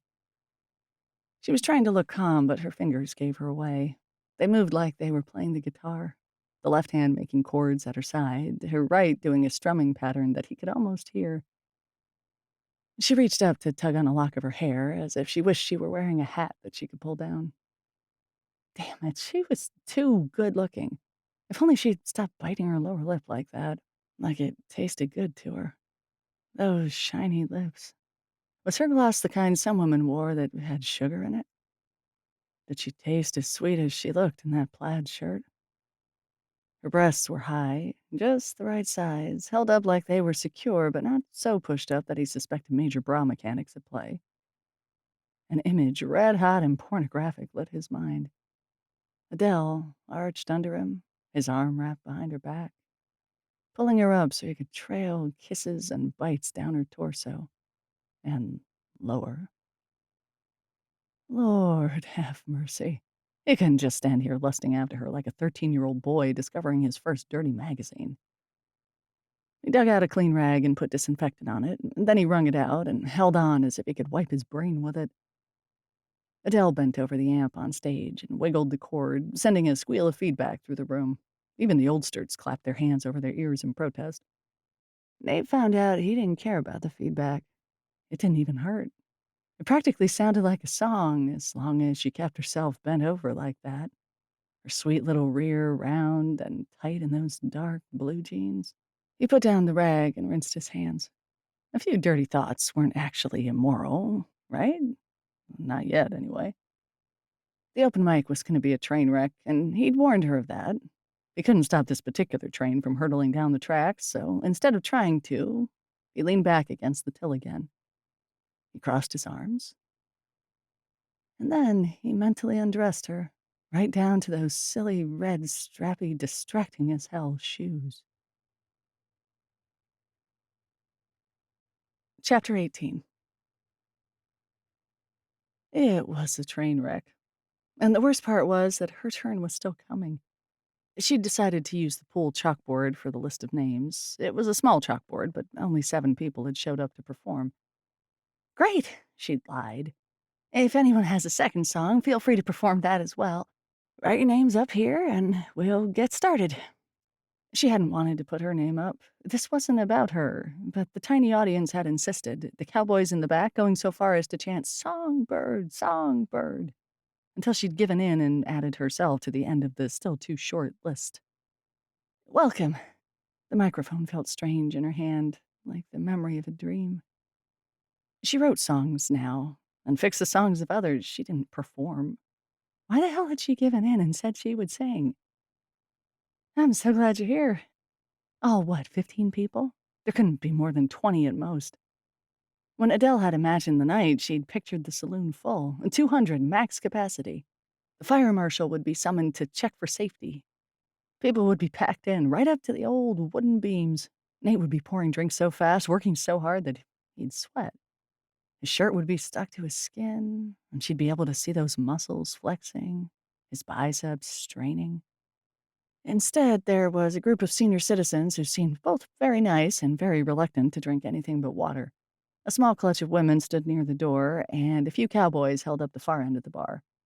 Norma was there, her long skirt draped over her bar stool. That was it. Dixie wasn't even there to urge her into bad behavior. Adele knew she shouldn't feel as disappointed by this as she did. None of the firefighters who'd been hanging out with Hank the other night were there. Adele hoped her disappointment didn't show. All of you, how wonderful you're here.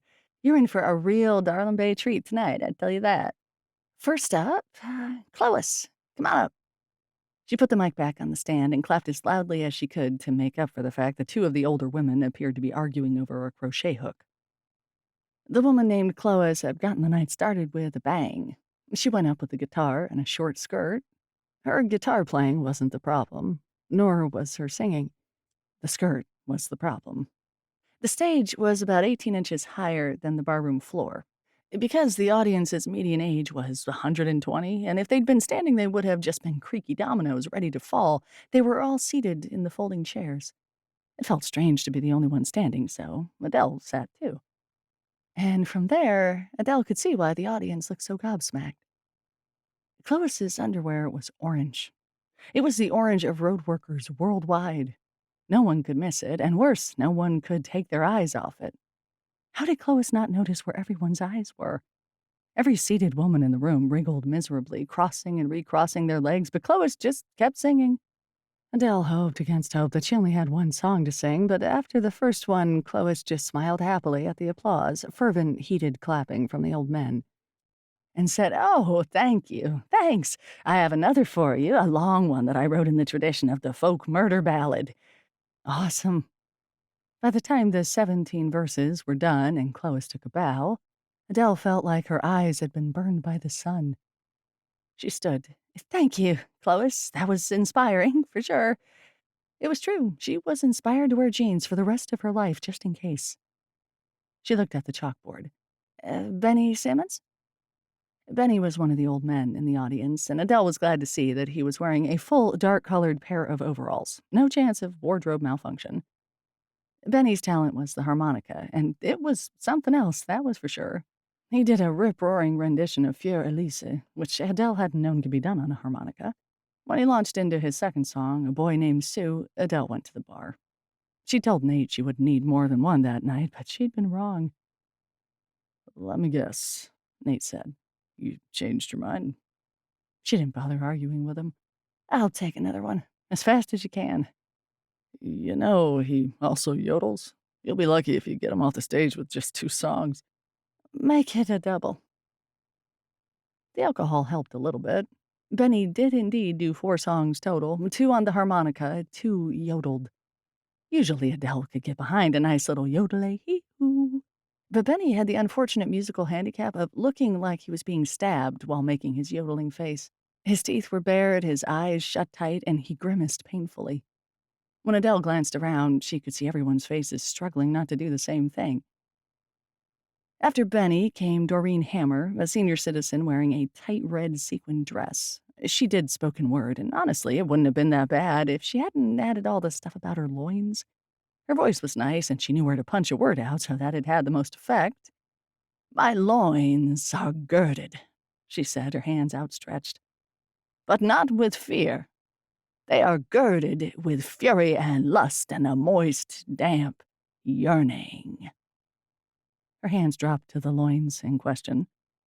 "Let me tell you how my womanhood feels in the morning when you rise." Panicked bubbles tried to break free from Adele's esophagus, but damn, as long as Doreen kept her loins covered up, Adele could keep the laughter inside. After a man with a singing saw blade, not bad, and a brand new fiddler, very bad, Adele's was the last name on the chalkboard. Luckily, the thin crowd had grown even more gaunt. Benny had disappeared, claiming a harmonica problem, and Clois had left, citing laundry. Adele visualized orange panties, dozens of them, going around and around in the dryer. Adele, darling! It was one of the young women who'd been too busy flirting with the cowboys to pay attention to Michael Hanna's magic tricks. The one with the low-cut red top, as opposed to her friend in the low-cut black top, or her friend in the low-cut white top. You're up! She led the room in clapping. Why? Why had she agreed to put her name up there? She should have remained the organizer. The organizer didn't have to perform. The organizer just organized. But usually organizers put together things that were successful. She certainly didn't have that going for her. Not tonight. She glanced at her wrist, even though she didn't wear a watch. Oh, wow, the time's been filled. We can just... She was shouted down by the group of young women and cowboys, whose voices were joined by the seated senior citizens.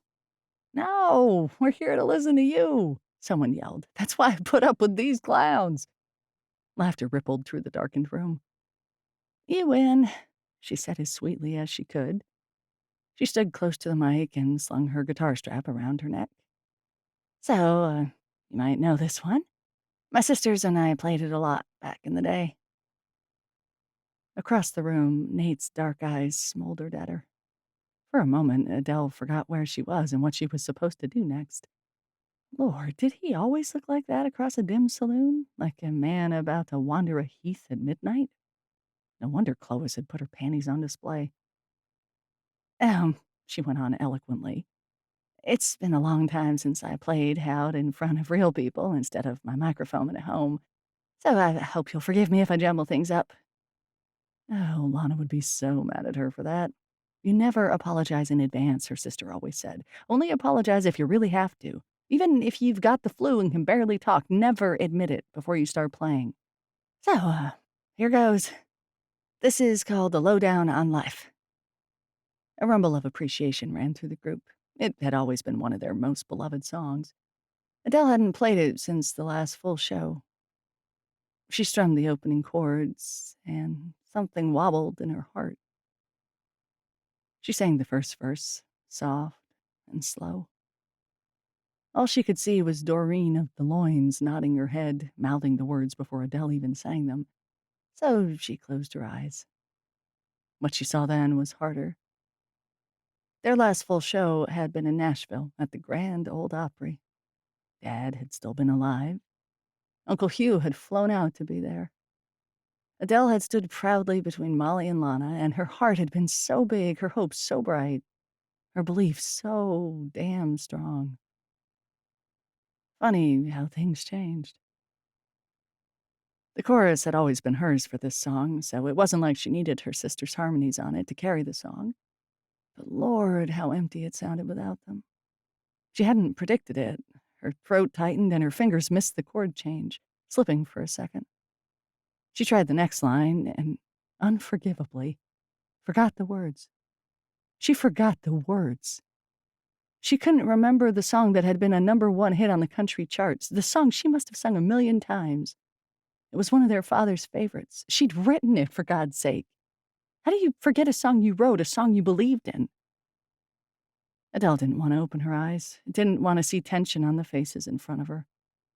The worst part of forgetting anything on stage was the moment you looked out and realized that everyone was pulling for you, hoping you didn't fail.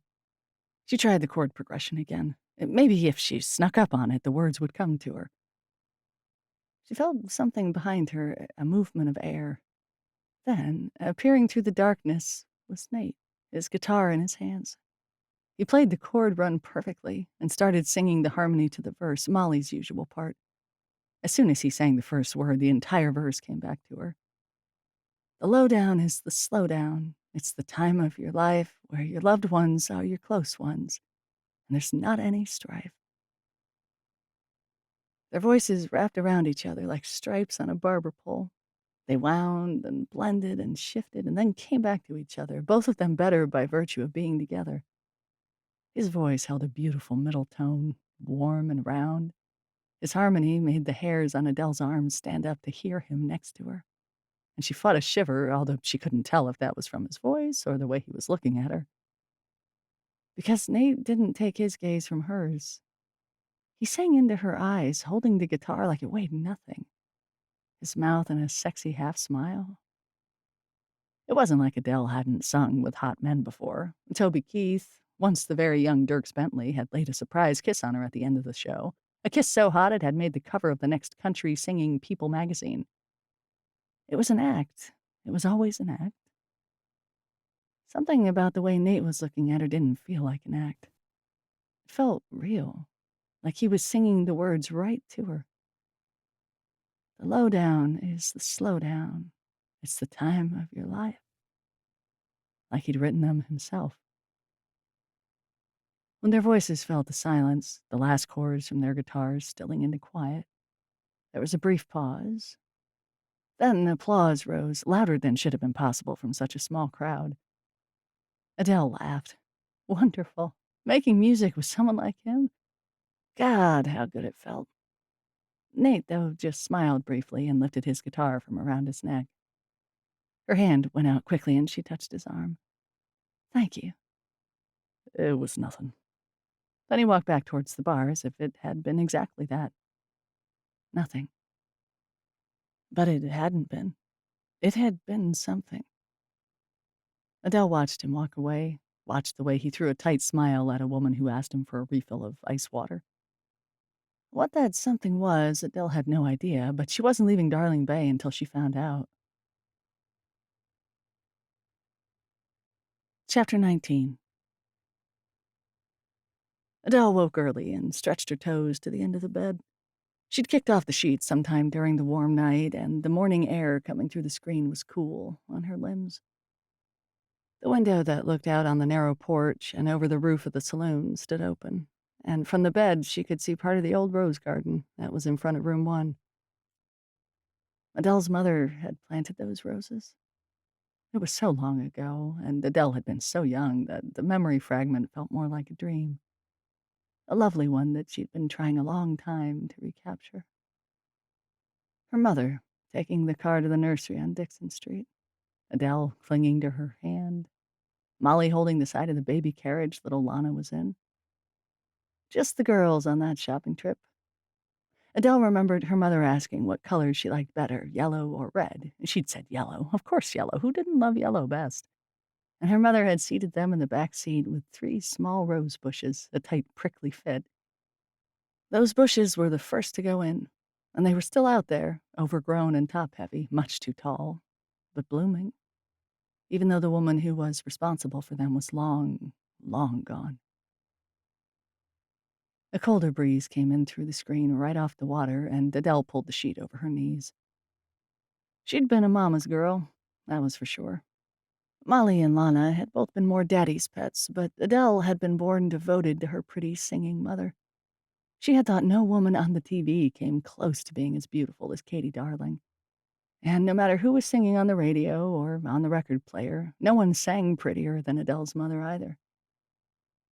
Katie Darling had been meant to be a star. Everyone knew that. Katie and Adele's father, Tommy, had met in Nashville, both of them working at the same rough-edged bar. Katie was a cocktail waitress, and Tommy did the sound for the little acts that came through town, hoping to be bigger. He heard her sing one night, and that was all it took. She was a little bird, singing like its heart was gonna bust right open. He'd asked her on a date, and she'd said no. When he asked why, she said, "Because I'm gonna be a star." "You don't think I'm good looking?" "You're handsome, but I don't have time for a boyfriend right now." Tommy had said, quick as a lightning strike, "Do you have time for a husband who could double as your manager?" Katie had laughed at him, but he'd stood there waiting for her to decide. Remembering it, she'd said, "That's when I knew I couldn't let him go. The way he just stuck there, not cracking a smile, totally serious. I knew he actually wanted to marry me, to be my manager. He wanted to be there when I made it big. How was I supposed to not fall in love with him?" They married. Tommy, full of belief in his new bride, sold his half of the Golden Spike to his brother Hugh in order to put Katie on the road, where she finally got noticed by an indie Nashville label who thought they could make her their star of the year. Katie, though, got pregnant before she got famous. She couldn't stop throwing up, and 5 months into the contract, she had to go on bed rest. When she told the label, They dropped her. It didn't matter, though. Having my sweet Adele in my arms was better than cutting any record ever could have been. That had been her mother's line, always.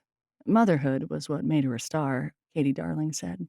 Having her little songbirds around her, all of them chirping with her. It was Adele's earliest memory, all 5 of them sitting around a Christmas tree in the living room, Daddy with a guitar, Mama singing, "Oh, Come All Ye Faithful," like her heart would break. Adele sang along, mixing up the words as she went. Molly lisping as best she could, Lana still too young to speak but bouncing her legs in time. Adele had started crying when the song was over. She remembered the tightness in her throat and the way her mother had bundled her into her lap. "What's wrong, baby bird?" "Nothing," Adele had said. "The song made me so happy. Why am I crying if I'm happy?" "Ah, that," said her mother, squeezing her arms around her, holding her in a tight ball in her lap. "That just happens. Sometimes our emotions get all mixed up, don't they? Tears always help. You'll smile soon, my little bluebird of happiness." "Why is it called that?" Adele asked her mother one morning after she'd made her mother laugh. "Because it never stops being happy, and you, my birdie, have the eyes to match that bluebird. Sing to me, why don't you?"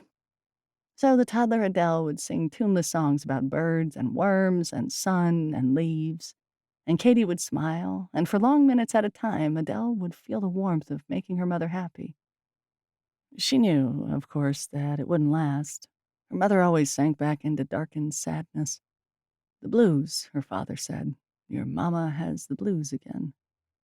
But that didn't make sense since the bluebird was blue, and that meant happy. Why couldn't grown-ups get these kinds of things straight? But for those few minutes while Adele was singing silly songs, Katie's eyes would dance and her whole being seemed lighter. Adele would make the song sillier, peanut butter and lightning bugs and a tree that sang like Daddy's guitar, and Mama would clap and laugh. "You fix me, birdie." It was what Adele was best at, even if it never quite lasted. The depression always came back, sending her mother to a dark bedroom and long days of heavy sleep. Molly could make their mother laugh, and Lana could make their mother spitting mad, another way of bringing her out of the dark. The 3 of them singing together made something like hope spark in their mother's eyes, even from behind the blankets. But Adele was the one who could make the light come back into their mother. For Adele, her mother would sometimes dance, swaying in the window, the prettiest smile in the whole world on her face. "You fix me." Adele could fix Mama, and if she could do that, she could fix just about anything.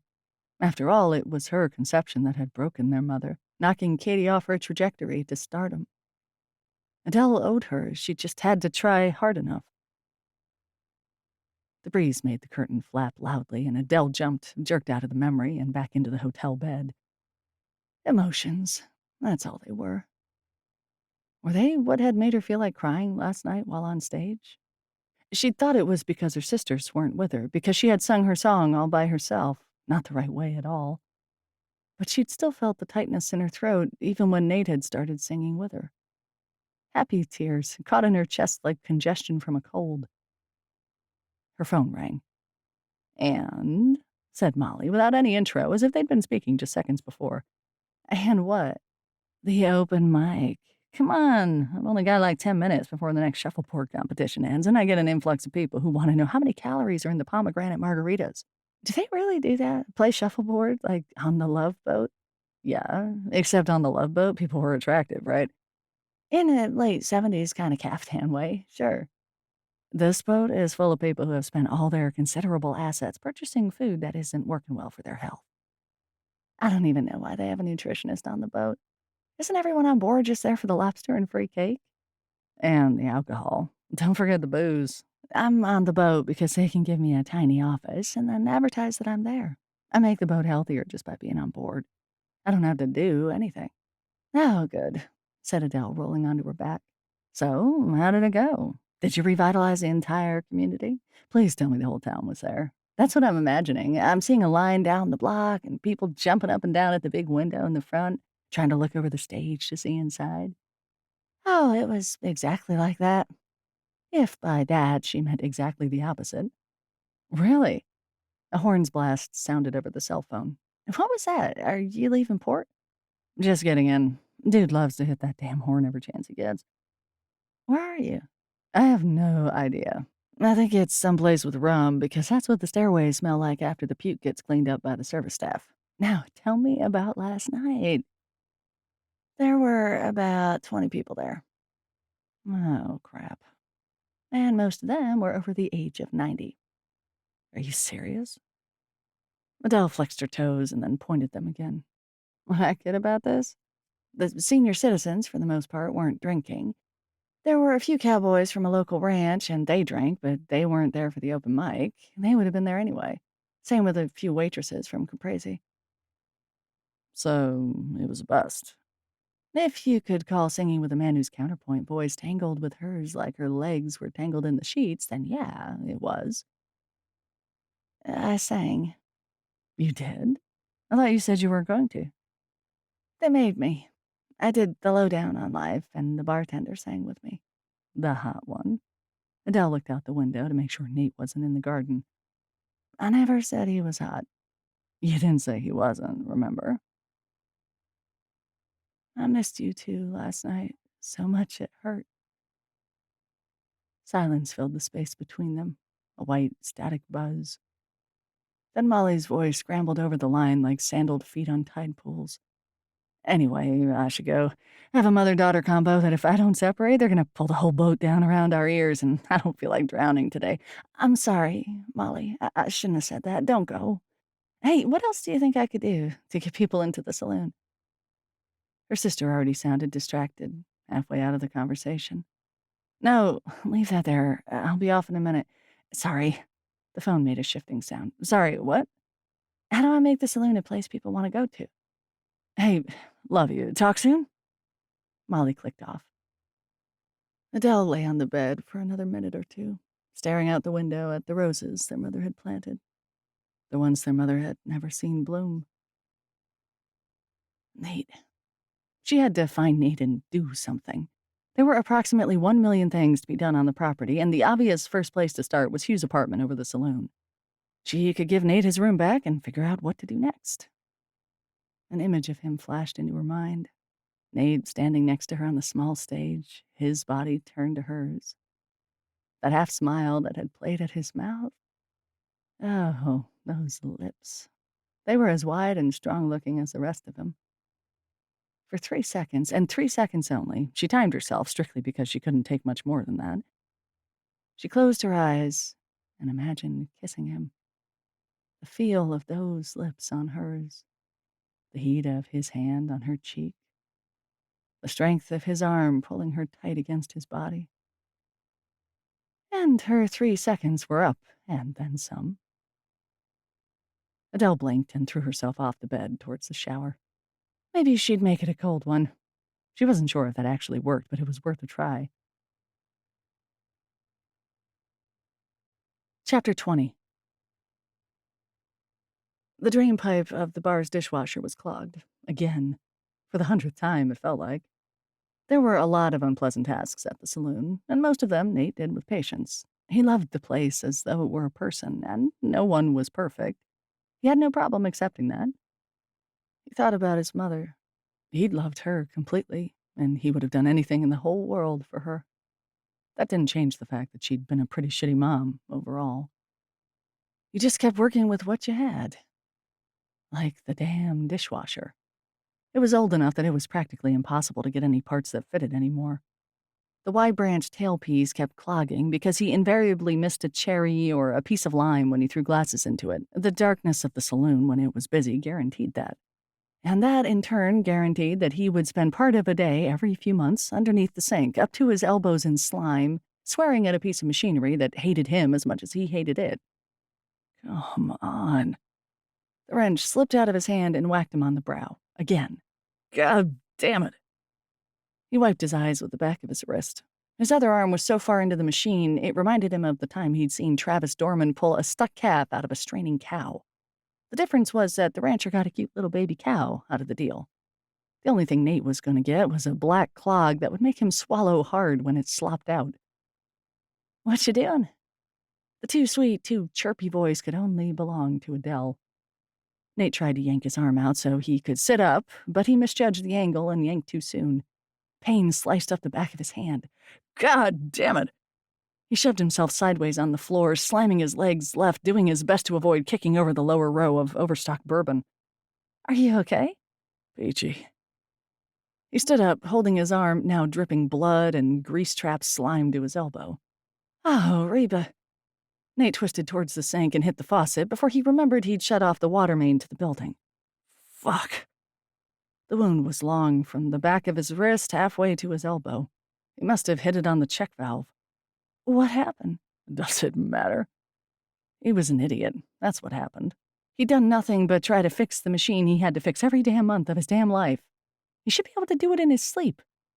Instead, he was gonna get the Black Plague or something worse from the germs he'd just injected into his bloodstream. And Adele wasn't helping a damn thing, standing there looking so pretty and clean. She wore jeans and a long white tank top that flowed to the top of her thighs. Her arms were bare and her hair was loose. She wore no makeup, and she looked refreshed, as if she'd just woken up from a 15-hour sleep. You need to wash that cut. Really? Because I thought I'd just go to the marina and rub some fish scales into the dirt, too. He couldn't keep the growl out of his voice. I shut off the water main. To the hotel, too? He jammed a pile of napkins against the wound to staunch the blood. No.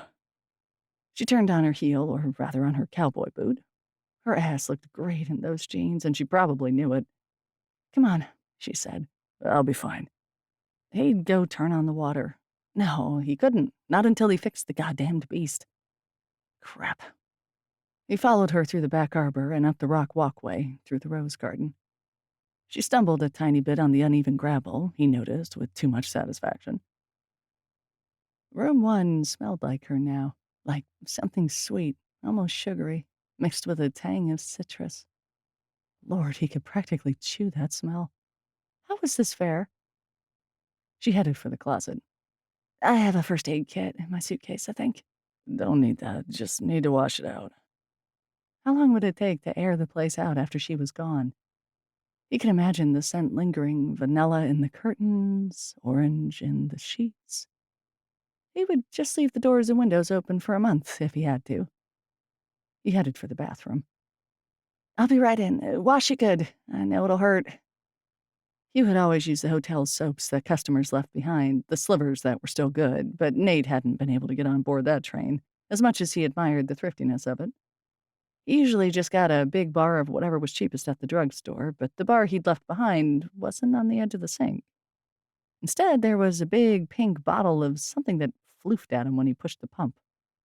That's what the room smelled like, what she smelled like, and he had to rub it into his wound, literally. He groaned. Hurts, huh? Adele set a roll of gauze and a tube of antiseptic cream on the back of the toilet. That looks bad. Here, let me.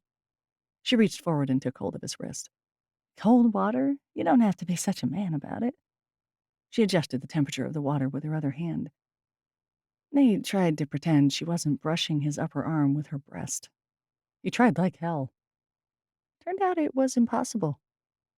I can do it myself. I'd let you if I thought you could. Her fingers were as warm as the water was, and he caught his breath.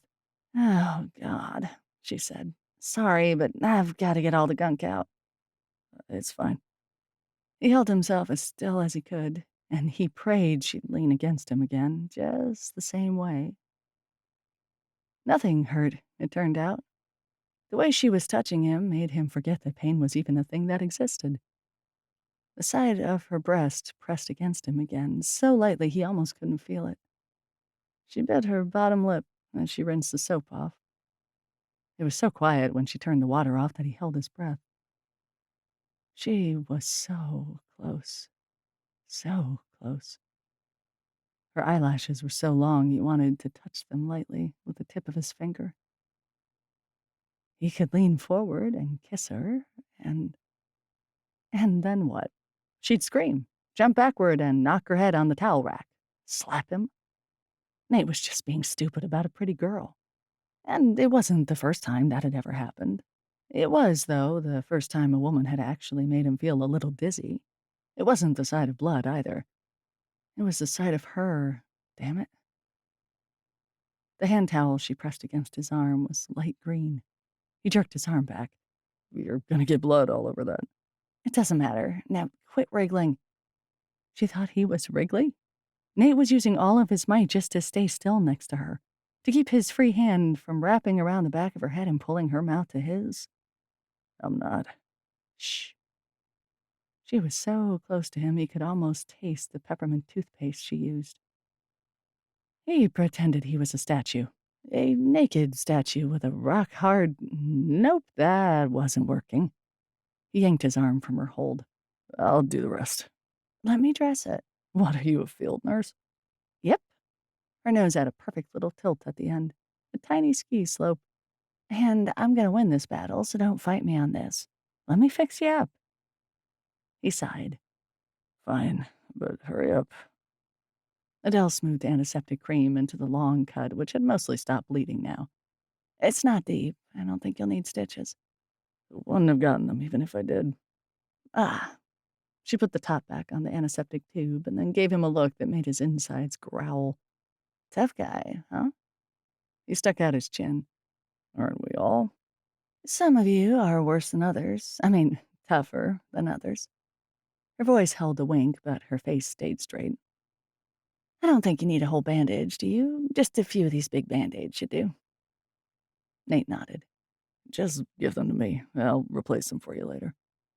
She shook her head. Please. Her gaze shot up and met his. What would she look like if she said that a different way, in a different place? Under him, specifically? No. He grabbed the band-aids out of her hand. I told you I'd do it. Grumpy pants. What were you doing, anyway? He ripped open a bandage with his teeth and spat out the corner. Fixing the dishwasher, again. It's a problem? It's like a dying possum that's been hit by a car. Refusing to die, but bleeding all over the place. What an attractive image. He winced as the adhesive pulled his skin shut. You asked. Can't you get a new one? Sure. Why wasn't she getting this? Just as soon as we buy a new water heater and ice machine. Nothing works in the whole damn place, and I'm running on the spot just trying to keep the saloon open on the small amount of cash we bring in. If you're bringing any substantive investment to the table, I wish you'd tell me, because if I have to pull the tailpiece one more time, I'll probably slip my wrists on purpose. I don't have much. Adele opened another Band-Aid for him and held it out. Hating himself, he took it. Thanks. But I have enough to buy a new dishwasher. Oh, God. No. He needed her gone, not literally invested. We should talk about it. They didn't need to talk about anything except when she was getting out of town. He slapped on the last one and crumpled the wrappers, then shoved them in his pocket. He moved so that he was closer to the door. And closer to the bed, damn it. Don't you need to be getting back to Nashville? Back home? She blinked. Nah, I have time. You don't have, He cleared his throat. You don't have, someone waiting for you? Adele laughed. Lord, her laugh was pretty. No, remember I said I'd been evicted? What kind of jackass would kick out a woman like her? So where do you live? She looked around, her eyes still too bright. I think this is all I've got. And it's not even mine, it's yours, and I have to get out so you can have your bed back. They both looked at the bed. Nate coughed. Why weren't his lungs working the way they normally did? He was a strong guy. He went running with Tox Ellis at least once a week, and sometimes the bastard made them go up into the hills. Nate's capacity for oxygen intake was good, even on a 7-miler with a 1,000-foot incline. But standing near Adele was like standing on top of a 20,000-foot mountain. The air was thin, and he had to actually think about making his lungs work. Okay, that wasn't exactly true. Some bodily reactions were continuing to function just fine without him trying, especially some things downstairs. If he didn't get out of this room, he was going to kiss her, at least.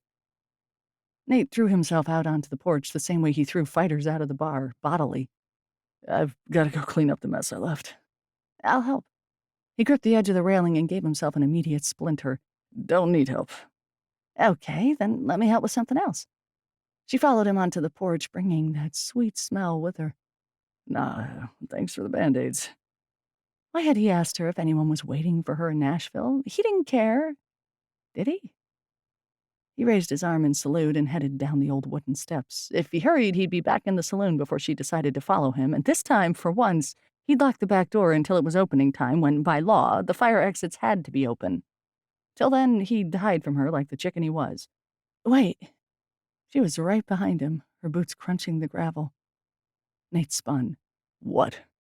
His voice was too harsh, but she didn't look surprised. You don't have to hate me. He bit back the groan in his throat. He really, really didn't hate her. Not right now. That's not it. You're acting like you can't stand to be in the same room with me. I just need to... Before she could finish the sentence, Nate grabbed her. Like some Neanderthal, he hauled her against him and kissed her. Hard. And like the same Neanderthal, he deserved a smack, but she didn't give it to him. Instead, her lips parted in surprise, but almost as quickly as he'd moved, she kissed him back. She moved her lips against his, her tongue at first tentative, then seconds later, eager. She tasted rich and heady, expensive and addictive. He was a Jack Daniels kind of guy, and she tasted like top-shelf scotch. And he should stop kissing her, but he just couldn't do it. His good arm was strong around her waist, pulling her up against his chest, but her arms were around his neck just as tightly. It felt like gravity somehow, the way they were pressed against each other, as if they'd both fallen down but were still standing up. Oh, she breathed against his mouth, and he grew even harder. She had to feel the effect she was having on him. There was no hiding it. But instead of pulling back in surprise, Adele pressed herself full length against him. That gravity thing again. Nate slid his hand up into her hair and angled her head back so he could kiss the side of her neck, the spot right under her ear. She made a sound that he couldn't understand as a word, but he knew exactly what it meant. It meant he should pick her up and carry her up those shallow stairs to his room, her room, whatever. A horn honked from the street and Nate jumped. No one could see them up here unless they'd walked in and through the saloon, but it reminded him that this was wrong. He couldn't kiss Adele Darling. He pulled back, his hand still at the nape of her neck.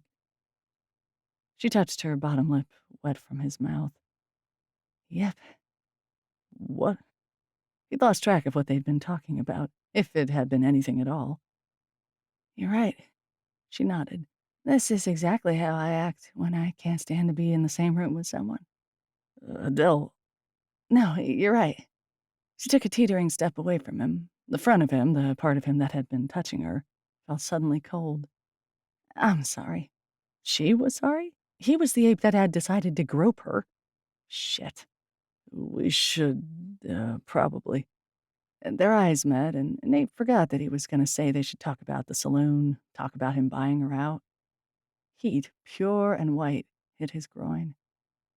Adele said something with her eyes that he couldn't have put into words, even if someone had had a gun to his head. Then she spoke out loud. Hugh. It sounded more like a gasp than a name. Her uncle, his mentor. The name acted like the slap of cold water he needed. What about him? His apartment. I'll clear it out. I need to give you back your room so you can get off your boat. Can you give me the key to Uncle Hugh's place, please? I'll just work on that and work on getting the paperwork together so we can start putting the sale through. To me. Nate's chest filled with hope.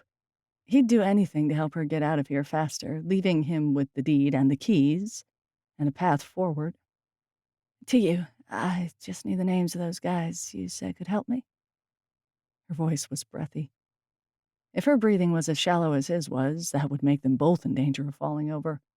Breathing was something Nate usually managed to do every day without any extra concentration. Was this heat stroke?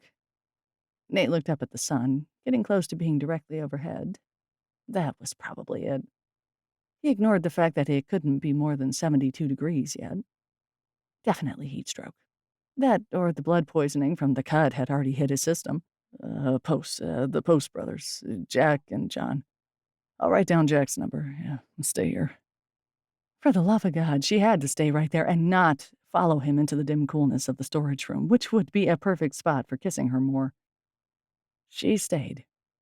He looked up the number and wrote it down. When he took it outside to the courtyard, he said, Jack talks, but John works harder. he held it out. Their fingers touched as she took it, and he swallowed hard. Instead of saying anything, she just nodded. Then she turned and ran up the stairs to his room. She was light and fast, and holy hell if he didn't want to follow her and never come back.